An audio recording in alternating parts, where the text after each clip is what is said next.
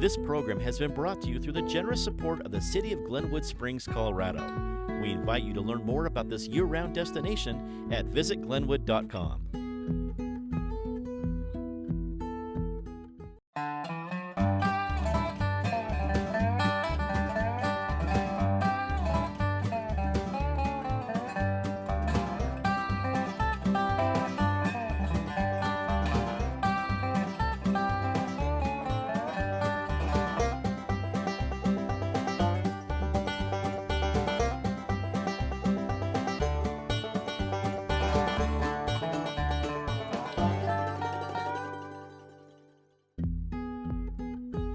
Welcome to Street Level. I'm your host, Juliana Broste. We've hopped aboard a westbound train headed to beautiful Glenwood Springs, Colorado, the land of water.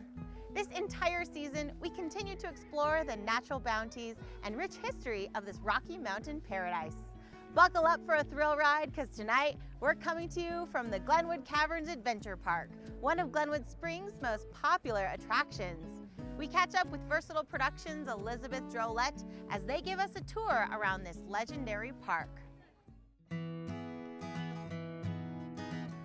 Glenwood Caverns Adventure Park is actually located on top of Iron Mountain and above Glenwood Springs.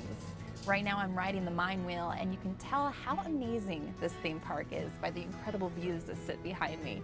I caught up with owner Steve Beckley about this theme park and those historic fairy caves. So we're basically in one of the main arteries of the park. You know, as we're walking through, you know, the old-time photo and the trading post. Steve, tell me about the history of the historic fairy caves. Wow, there's such a long history of this place. You know, it was discovered years ago in the late 1800s by Charles Darrow, and he was up here exploring the land. He had done a mining claim, and they found a small opening and crawled through and found this magnificent cave. And a few years later, after some development in 1897, he opened this cave up to the public. And it was unique because it was on top of a mountain.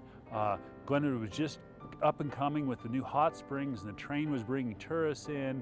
And he had a built-in tour guide staff of his 16 kids. So they would bring people up in burros and wagons up from the Hotel Colorado up to the cave and give them tours to the cave. But one of the unique things that happened was this was one of the first caves in the whole world to be electrically lit. You know, Westinghouse brought one of his hydro plants in and created electricity. They ran wires up to the property and actually lit the cave electricity. So where most people in the United States didn't have power or electricity in their houses, they would come and see this cave tour that was electrically lit with these Edison bulbs.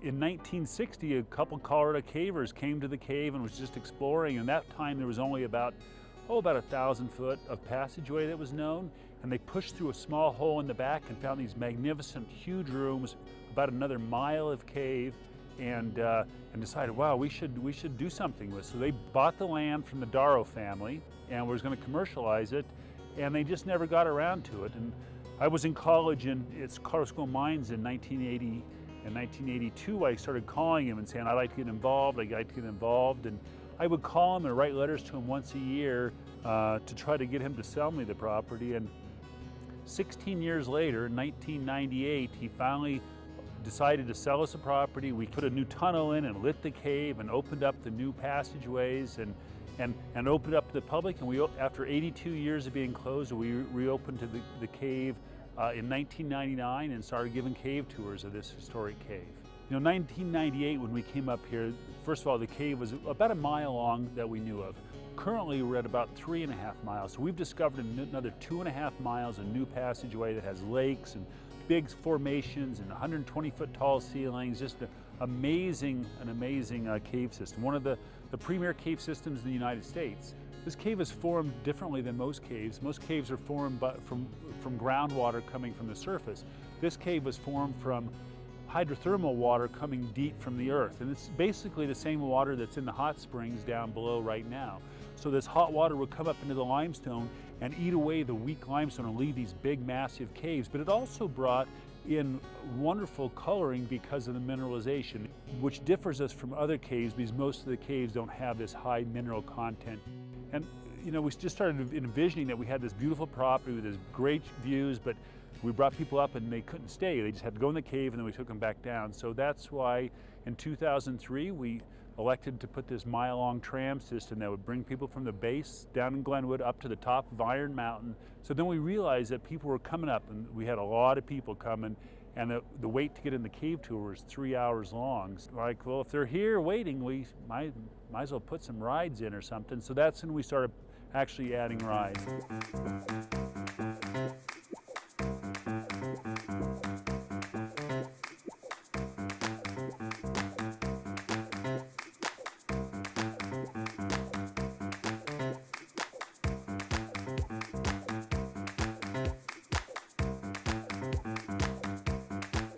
When we were designing the park, we don't have a lot of flat land, so we have to design things that fit our topography. So the Alpine Coaster there's almost a mile of track. It winds you down through the trees. The Giant Canyon Swing, we actually take a swing, a normal swing that's on hydraulics, and we swing you out over a 1,300-foot cliff, and you can be looking down 1,300 feet. And it's an amazingly scary ride. People love it. It's one of our most popular rides. You know, we always are looking for the next big ride that we can put in, and this we're designing, well, we haven't named it yet, but it's going to probably something like the Haunted Mine ride. And we're actually blasting a 150-foot shaft into the solid limestone rock.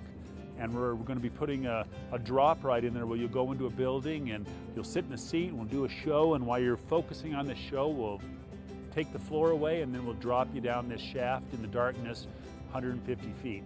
This is also a year-round resort. That's correct. So about 8 months out of the year we keep most of the rides open, you know, but in the wintertime we are on top of a mountain at 7,100 feet, so we do get some snow. So we limit the rides that we open in the winter, but we're open on Friday, Saturday, and Sunday. We put 500,000 lights up here, so it's all lit up and colorful and festive. And we keep a few rides open, which one of them is our Alpine Coaster. So you can imagine it's like a big luge. You're winding down to these big snow banks. It's kind of like you're on your own luge going down a mile of track. We keep open the laser tag and the 4D theater, and the restaurant's open. And we have fire and s'mores and, you know, different stuff for the family to do. So it's a great place to come up and see the lights of the city, see the stars, have a wonderful meal, and ride some rides. First of all, I have to say that I feel very lucky. I'm very fortunate that Pete Preble, the original owner, actually sold me the property, and I'm very fortunate that people appreciate what we've built and are coming here. And you know, we take 100% of the profit and we put it back into the property. So that's why we're always building new rides or making it better, or because it's, you know, it's not really about making money. It's about making this incredible experience for families up here. And so that's what really drives me. So I'm really proud of what we've done. We've made a place in this world where there's so many electronics and video games and things to do that it just take the mind off of each other. We've built a place that people can come and reconnect with their family and spend some quality time together building memories. And that's really important to me. It's no secret to rail fans and train spotters alike that trains revolutionized the face of the West and the entire nation. The railroad has a lasting and deep impact right here in Glenwood Springs. The street level team visits Pat Thrasher of the Glenwood Springs Railroad Museum to get a little historical perspective.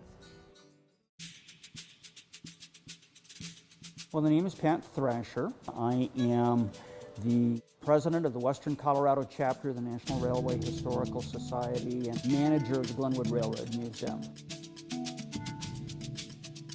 Railroads historically facilitated a westward migration. They had their environmental impacts, they had their cultural impacts. They also became a very colorful part of the history of the West especially.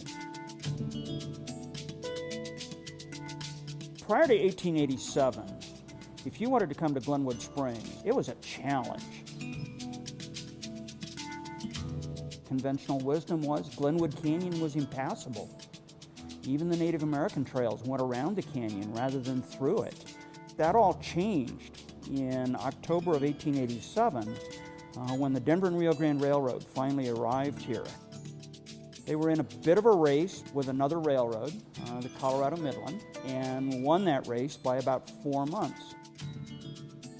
1887, railroad construction is still largely done by hand, and much of it by immigrant labor.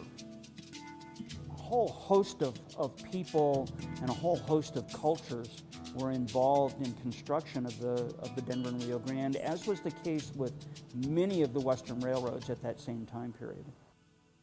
Coming down through the canyon, they had to carve out a bench on which to put the railroad. There were a number of tunnels that had to be hand cut, essentially. A lot of folks think Glenwood was the destination, and it was not. The destination was Aspen because of the mining activity. Glenwood Springs just happened to be along the way. At the same time, there were some things here in Glenwood that attracted people, the hot springs, the scenery. Several presidents would come here, most notably Teddy Roosevelt, who used the Hotel Colorado as his Western White House during one of his hunting trips. The first station here in Glenwood Springs, in fact, was typical wood frame railroad architecture. It was located about 4 blocks west of where we are today. You know, the first road into Glenwood really didn't occur until after 1900. And so if you really were coming to Glenwood Springs, you came by train. The depot was the front door to the community. It was the front door to the Roaring Fork Valley. In the early 1900s, folks started putting some pressure on the Denver and Rio Grande to build a new depot, one that was a little bit more representative of the images that people had of their community. They hired an architect who already had some local experience. His name's Theodore von Rosenberg. He had previously done the design work for the bathhouse and hot springs pool for the Devereaux family. This building is completed in the late spring of 1904. It was designed to the social standards of the day, and that included 2 waiting rooms. The railroad practiced gender segregation, as did most railroads of the day. So they had a men's waiting room and a ladies' waiting room. Train travel has been evolutionary. It was, in the beginning, utilitarian. I mean, it was essential, particularly if you were going to travel any great distance. And a lot of those early passenger cars were not all that comfortable. The suspension's a little rough. The benches are a little rough. They're heated with coal stoves in the corner. Rail passenger travel sort of evolved from an absolute essential to something that became a little bit more sophisticated. And we start to see, into late 1930s, introduction of the streamliners. Stainless steel, streamlined, shiny, diesel electric, none of this coal smoke. That sparks a whole revolution in rail travel. Finally, then, the original California Zephyr in 1949. The Cal Zephyr was one of the first trains to employ Vistadome cars. And tradition has it that Glenwood Canyon, in fact, is responsible for the inspiration of the Vistadome cars for which the Cal Zephyr and other trains became so well known. When air travel becomes a lot more reliable and we're building interstate highways, there's a movement afoot by most of the railroads to get out of the passenger business, and yet there are a lot of people who want to continue riding trains, and that's when we see the birth of the Amtrak. One of the trains that survives is the California Zephyr. It looks a little different than the original Zephyr, but it's still here. You can get on the train, you can kick back. I like to encourage folks to put the books away, put the devices away. It's a way to see some parts of Colorado, some parts of the country in general that you don't easily see from an airplane or from a car. I would like to think that more and more people will embrace rail travel as an alternative. For folks who are considering coming to Glenwood Springs, whether it's for a weekend or a week or whatever, if they want to get connected with the history of this area, and particularly with the rail history, they need to include a stop at the Glenwood Railroad Museum. We're here and ready to to help introduce folks to what this community and what this area is all about from the perspective of that really colorful railroad history.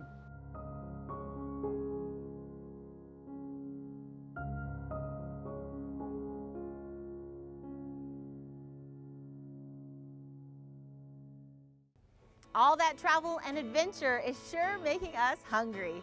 Let's check back in with Elizabeth Drolette of Versatile Productions at the Glenwood Canyon Brewpub as they sample a homegrown menu and locally crafted award-winning beers.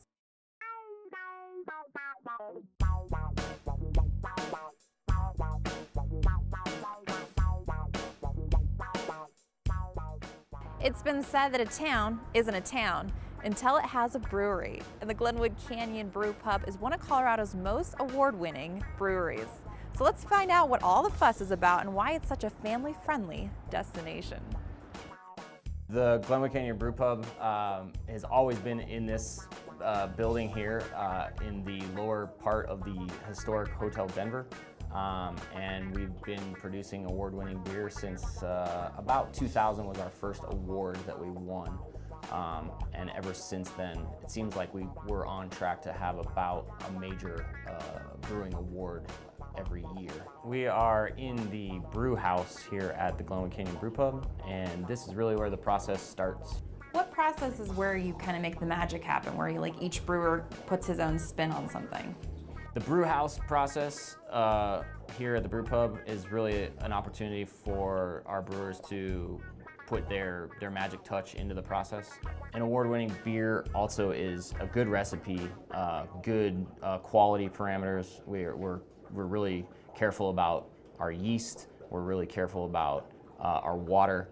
We're really careful about our temperatures and fermentation and our temperatures on the brew house. So yeah, making an award-winning beer, it's a difficult task for sure. Coming from the brew house, Elizabeth, we come over to the tank farm. And the tank farm is where we mature the beer. So these vessels behind you are maturation vessels. So they'll sit in there for another 7 to 10 days, and the flavors will develop. The yeast settles out, and then we run that beer through our filtration process, where we strip out the yeast, the beer becomes very clear, and we run it into our serving vessels, which are these larger vessels on the wall here. Well, let's give it a taste, shall we? Sounds good. So Todd, we've got a beautiful flight in front of us. Tell me about the beers that are here. Yeah, absolutely, Elizabeth. So we always present our taster flight, we call it, from light beer to dark beer. The first one here is our Hanging Lake Honey Ale, by far our most popular offering. We put locally grown wildflower honey into that beer. Our second one is our Grizzly Creek Raspberry Wheat Ale. This one has a pound per gallon of whole raspberries added at the end of fermentation. This third one here is our No Name Nut Brown Ale, and that is a traditional English style brown ale. This fourth one here is our dark offering at the moment, and this beer is our Café Brebaje. And in this one we put about a pound of coffee per barrel, or 31 gallons of beer. So there's quite a bit of caffeine in there, and we have it served nitro, so it's similar to a Guinness pour. So a great morning beer for those morning beer drinkers. Yeah, absolutely. Yeah, it's definitely a nice pick-me-up. Well, I always like to say that somewhere everybody's into beer, and so we always try to accomplish that by adding certain ingredients like coffee to the beer, raspberries to the beer, honey to the beer. If you're into a normal domestic lager, if you will, the Hanging Lake Honey's our go-to beer. Okay, and this is actually an award-winning brew. It is, yeah. We got a silver medal on that beer at the Great American Beer Festival, and people love it, so we've just kind of kept it going. And so my last taste is going to be this porter, which I'm especially excited about because it's made with coffee, and I don't think I've ever had that. So bottoms up here. Yeah, so we use a local roaster for that beer. They brought in some Nicaraguan coffee, which was really nice for that particular style. Now, I really like that, but I am a lady who likes my coffee black, so I just generally enjoy the taste of coffee, and that does taste like a coffee brew. Yeah, so we tried to achieve the flavor of the coffee and then also a big aroma in the beer too. So. Great, thank you for allowing me to taste your amazing beer. Now that we've had the brew, let's try the food. Sounds great. Corey, we've got a fantastic spread here. Tell me about the food here. Our food is fresh. We cook all of our proteins here in-house. We source local product when available. And I think it's really colorful and fun. And it's a great environment to enjoy it in. Let's talk about this food. These are some of our most popular dishes and some of my favorites as well. Here is our Tex-Mex burger. It is actually on a gluten-free bun, and this is with our Angus beef patty, our sauteed jalapenos, red onion, applewood bacon, Havarti cheese, and crispy sweet potato straws. And that is served with our house IPA barbecue sauce. These are our in-house smoked ribs. They're a St. Louis style rib with our IPA barbecue sauce, served with our house slaw and our crispy fries. This is one of our newest items on the menu that's coming out this fall. This is a crispy sopacetta and beet salad, and it is with arugula, pepitas, fennel, and it's in a cherry brandy vinaigrette. One of my favorites also is the IPA wings. We also have buffalo wings, but the honey sriracha IPA wings are one of my favorite, sweet and spicy. And then we have our Mediterranean salmon pasta, and that is over spinach linguine tossed with tomatoes, artichoke hearts, and a nice wine butter sauce. And then this is our house-made veggie burger. We make that with quinoa and farro. It is a really nice option for a vegetarian. It's hearty and packed with protein and delicious. It has great flavor. We use a garlic aioli that we make with it. And then this is our wild mac and cheese. It's a Mornay and Gruyere sauce, and it is also tossed with our roasted vegetables, which are red peppers, and then jalapenos, and it has a elk jalapeno cheddar sausage with it. So it's good. It's got a little heat, and that we can also make gluten-free and in a vegetarian option as well. My favorite is the IPA honey sriracha wings. They're sweet, spicy, and nothing better than with our house-made blue cheese dressing. And on that note, I think we should just go ahead and dig into this beautiful platter. Elizabeth, let's get it.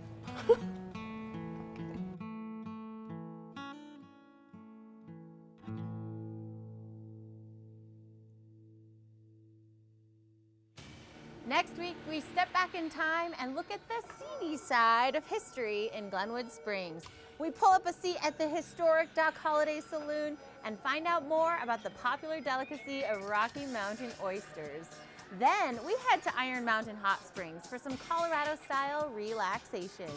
Many thanks to the City of Glenwood Springs, the Hotel Colorado, the Glenwood Springs Historical Society and Frontier Museum, as well as all of the engaged business owners and wonderful residents of this beautiful town.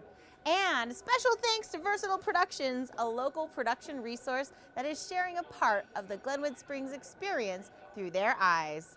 I'm your host, Juliana Broste, and I'll see you next time on Street Level Glenwood Springs.